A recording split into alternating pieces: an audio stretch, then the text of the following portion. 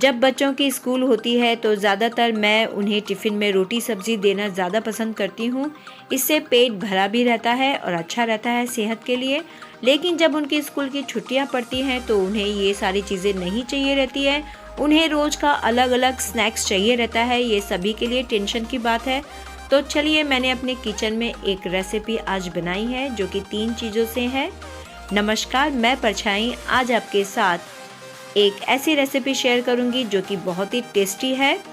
तो यहाँ पर मैंने आलू, पोहा और ब्रेड क्रम्स का यूज़ किया है इस स्नैक्स में, और ये स्नैक्स बनाने में बहुत ही इजी है।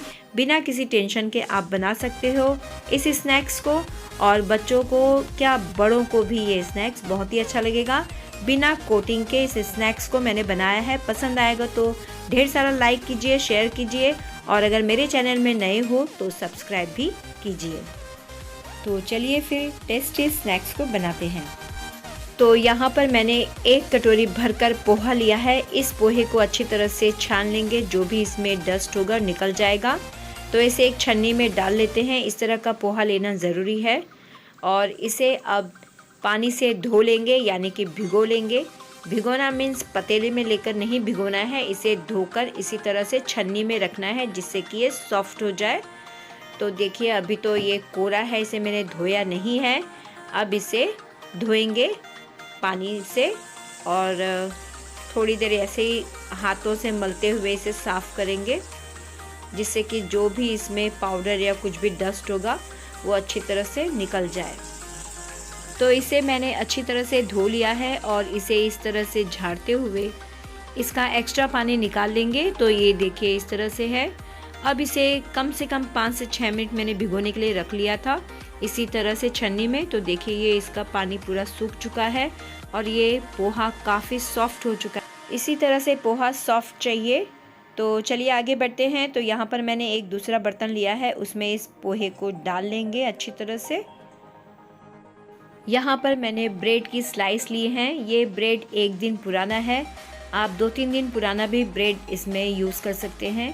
तो देखिए मैंने 4 ब्रेड की स्लाइस ली हैं, और उन्हें इस तरह से तोड़कर मिक्सी जार में डाल रही हूँ, और इसे अच्छी तरह से हम महीन कर देंगे। तो यहाँ पर मैंने ब्रेड की स्लाइस को इस तरह से महीन कर लिया है, और उसे एक कटोरे में निकाल लिया है। अब मैंने यहाँ पर 3 उबले हुए आलू लिए हैं जो कि मीडियम साइज़ के हैं।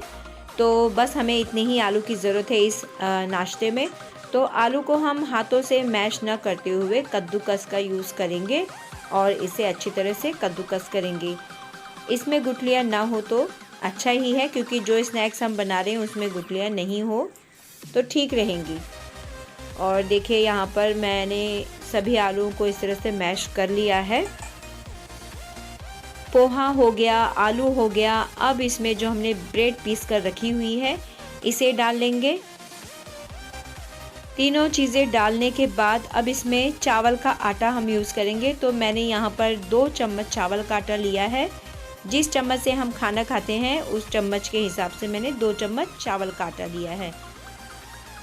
तो चलिए अब इसके बाद डालेंगे इसमें कटा हुआ हरा धनिया। हरा धनिया मैंने इसमें खूब यूज़ किया है। आपके पास भी अगर ज़्यादा हरा धनिया हो तो आप बिंदास यूज़ कीजिए, और अगर हरा धनिया नहीं है तो कसूरी मेथी कीजिए। अगर वो भी नहीं है तो आपके पास मेथी या कोई भी हरा पत्ता होगा, हरी सब्ज़ी होगी, आप उसे भी डाल सकते हैं। अब यहाँ पर मैंने कुछ हरी मिर्च लिए हैं, कम से कम 5 से 6 हरी मिर्च। थोड़ा चटपटा नाश्ता बनाएंगे तो उसे महीन करते हुए मैंने इसमें डाल लिया है।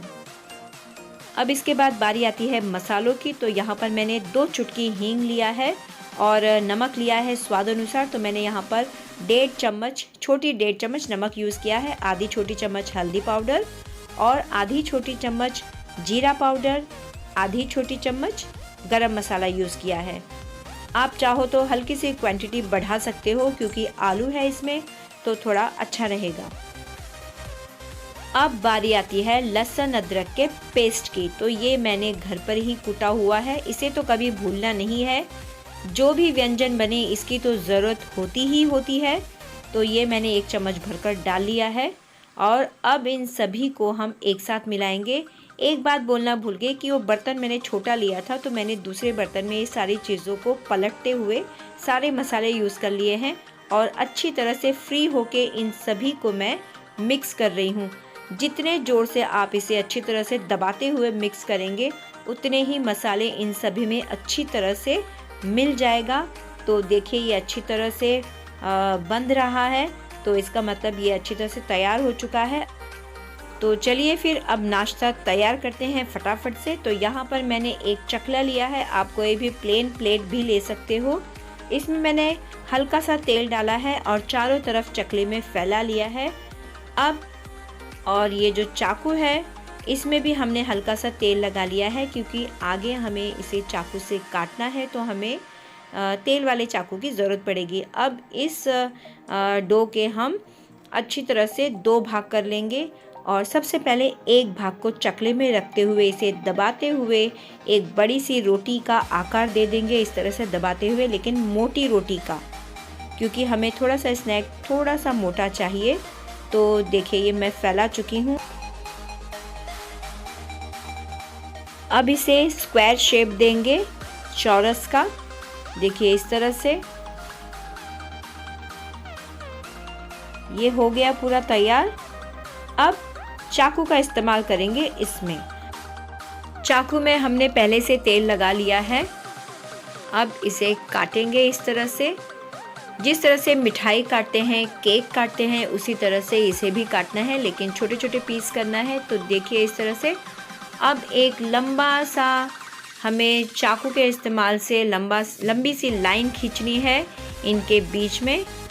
बस ये हमारा स्नैक्स तैयार हो चुका है, कोई कोटिंग कुछ नहीं, बस इसे निकालते हुए इसी तरह का शेप रखना है और हमारा स्नैक्स इस तरह से तैयार हो चुका है। तो चलिए फिर अब इसे तलने की तैयारी करते हैं। तो सभी को निकालते हुए एक थाली में ले लेंगे और उस थाली में इसे रखते हुए फ्रिज में कम से कम 10 से 15 मिनट इसे रखेंगे, जो कि ये अच्छी तरह से सेट हो जाए। तो चलिए फिर इसे फटाफट से थाली में रखते हैं। तो देखिए जैसे जैसे मैं इन पट्टियों को अलग कर रही हूँ उसी तरह से थाली में रखती जा रही हूँ।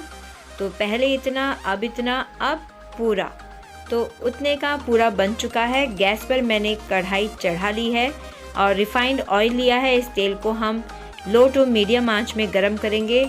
तो देखिए कुछ स्नैक्स मैंने इस तरह से फ्रिज में पहले रख लिए थे 15 मिनट पहले, तो ये तैयार हो चुके हैं तलने के लिए। अब हम इसे तलेंगे। तो गैस की आंच मैंने लो टू मीडियम रखा है, इसे ज़्यादा तेज़ आंच नहीं रखना है, आप मीडियम तक रख सकते हो। तो इन्हें एक एक करते हुए हम इसी तरह से डालेंगे। इसमें मैंने कोई कोटिंग नहीं की है, ना ही सूजी की, ना ही तिल की, ना ही ब्रेड क्रम्स की और ना ही किसी और की।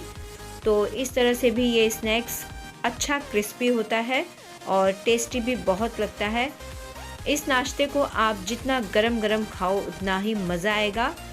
इसमें आप किसी भी चटनी का यूज़ कर सकते हो। तो चलिए इन्हें देखते रहेंगे और अब पलट लेंगे, क्योंकि एक साइड से ये हो चुका है, पक चुका है। तो अब इन्हें हम दोबारा पलट लेंगे।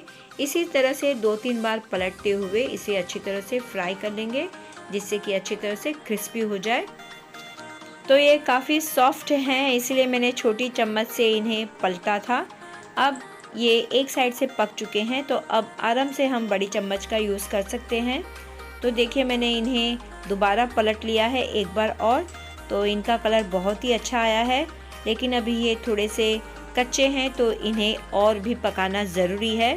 तो थोड़ी देर इन्हें 1-2 बार और पलटते हुए फ्राई होने देंगे। तो उलटते पलटते देखिए इनका कलर बहुत ही अच्छा आ गया है। अब इसे निकाल लेंगे और एक प्लेट में मैंने टिश्यू पेपर रखा है, तो इसे हम उसमें ही निकालेंगे, जिससे कि इसका जो एक्स्ट्रा ऑयल है वो अच्छी तरह से निकल जाए। तो देखिए कलर बहुत ही अच्छा आया है और ये अच्छी तरह से अंदर बाहर दोनों साइड से पक चुके हैं और साथ में क्रिस्पी भी हो चुके हैं। तो चलिए निकाल लेते हैं प्लेट में इसे।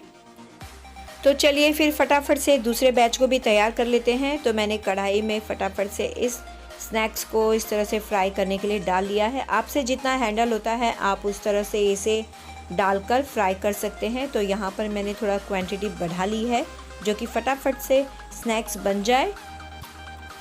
तो एक साइड अभी हुआ नहीं है, तो देखिए एक साइड हल्का सा लग रहा है कि ये पक गया है, तो मैं बड़ी चम्मच से ही इन्हें पलट रही हूँ सावधानी से, जिससे कि ये कहीं से भी टूटे ना। तो देखिए एक साइड से ये फ्राई हो चुके हैं अच्छी तरह से। अब इन्हें थोड़ी देर फ्राई होने देंगे और दूसरी साइड भी जल्द से जल्द पलट लेंगे। आंच को मैंने मीडियम ही रखा है, कभी कभार मैं लो टू मीडियम रख रही हूँ। तो ये देखिए दूसरी बार पलट लिया है। अब इसे पलटेंगे तीसरी बार। तो देखिए ये अच्छा गोल्डन कलर आ चुका है, तो ये अच्छी तरह से पक चुके हैं, क्रिस्पी हो चुके हैं। तो इन्हें चलिए निकाल लेते हैं फटाफट से, और जितने बाकी हैं अब वो भी हम फटाफट से फ्राई कर लेते हैं। कोई भी चीज़ फ्राई करें घी या तेल में तो बड़ी सावधानी पूर्वक करें, क्योंकि तेल का मामला है, तेल गर्म होता है तो छींटे नहीं आनी चाहिए। इसीलिए आराम से शांति से इस काम को आप करें। तो देखिए मैं भी आराम से ही कर रही हूँ। और यहाँ पर अब मैं चटनी की तैयारी कर रही हूँ। तो यहाँ पर मैंने सेजवान सॉस और मेयोनीज लिया है, जिसे कि मैं दोनों को मिलाते हुए एक चटनी तैयार करूँगी। बस इसी तरह की चटनी चाहिए, क्योंकि आजकल के बच्चों को यही चीज़ें पसंद आती हैं। तो चलिए मैंने सोचा इस स्नैक्स में इसी चटनी को तैयार कर लेते हैं। तो यहाँ पर अब इसे अच्छी तरह से मिला लेंगे गोल गोल करते हुए चम्मच से। और नीचे देखिए कढ़ाई में हमारा ये स्नैक्स भी अब तैयार हो चुका है, ये इसे भी अब निकालना है।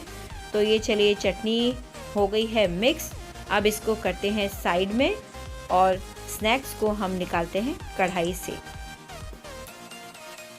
तो स्नैक्स को मैंने प्लेट में सजा लिया है। तो देखिए एक स्नैक्स मैं बता रही हूँ, तो बहुत ही अच्छा बना है बिना किसी कोटिंग के। तो देखिए चारों तरफ से ये क्रिस्पी है।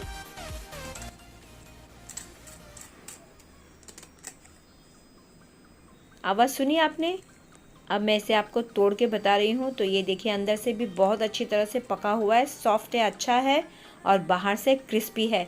खाने में तो बहुत मज़ा आएगा। तो इस चटनी के साथ चलिए मैं आपको एक निवाला खिलाती हूँ। ये बहुत ही टेस्टी बना हुआ है। तो देखिए दिखने में कितना अच्छा लग रहा है। तो चलिए चटनी में मिलाते हैं और आपको खिलाते हैं। इसके बाद हमारी बारी। सबसे पहले आप खाइए। तो ये कितना क्रंची बना है, आवाज़ सुनिए।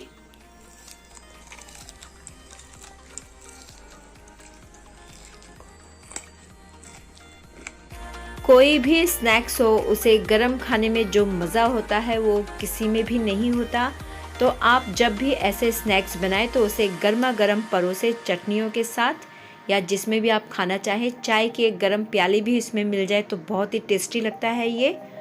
तो चलिए फिर फटाफट से आप भी इस तरह से स्नैक्स बनाइए और अपने फैमिली अपनों के साथ इस व्यंजन का मज़ा लीजिए। अगर आपको मेरी रेसिपी अच्छी लगी हो, बनाने का तरीका अच्छा लगा हो, तो ढेर सारा दिल से लाइक कीजिए, शेयर कीजिए अपनों के साथ, अपने फ्रेंड्स, अपने रिश्तेदारों के साथ, सब्सक्राइब कीजिए और बेल आइकन ज़रूर दबाइए, जिससे कि मेरी अगली वीडियो आपके पास पहुंच जाए। अब मिलते हैं नेक्स्ट वीडियो में। इस वीडियो को देखने के लिए आपका बहुत बहुत धन्यवाद।